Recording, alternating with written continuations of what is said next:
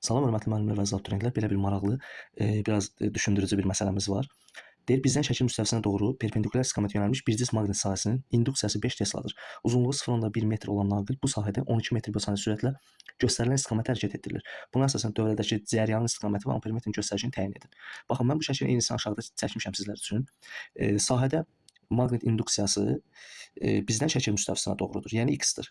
Naqil müəyyən bir çərçivə üzrə hərəkət etdirilir sağa doğru. Bu zaman baxın, burada qalan sahə, baxın bu fiqur, bu sahə kiçilir. Əgər bu sahə kiçilirsə, fi bərabərdir BS düsturuna görə dedik ki, sahə kiçilirsə, maqnit sel də azalır.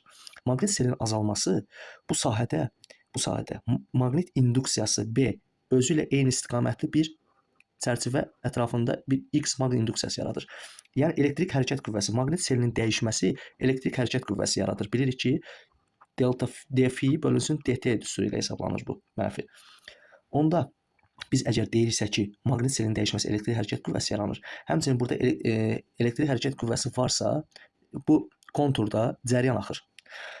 Həmin cəryanın istiqamətini bizdən soruşur və neçə amper olduğunu soruşur. Sağ əl qaydasına görə biz əgər sağ əlimizi elə tutmalıyıq ki, baxın, B maqnit induksiya vektoru baş barmağımız göstərsin. Onda baş barmağımız şəkilə doğru olacaq. 4 barmaq çərçivəni qavrasa əgər, bu zaman cəryanın istiqaməti, baxın, saat əqrəbi istiqamətində olacaq. Onda biz epsilon bərabərdir B və L düsturundan elektrik hərəkət qüvvəsinin asanlıqla tapa bilərik. B nə qədərdir? 5 Tesla. 5 vurulsun. V 12, L 0,1. O da elektrik hərəkət qüvvəsi nə olacaq? 6 volt. I bərabərdir epsilon bölünsün R düsturundan 6 bölünsün. Deməli, R nə qədərdir? 2 ohm.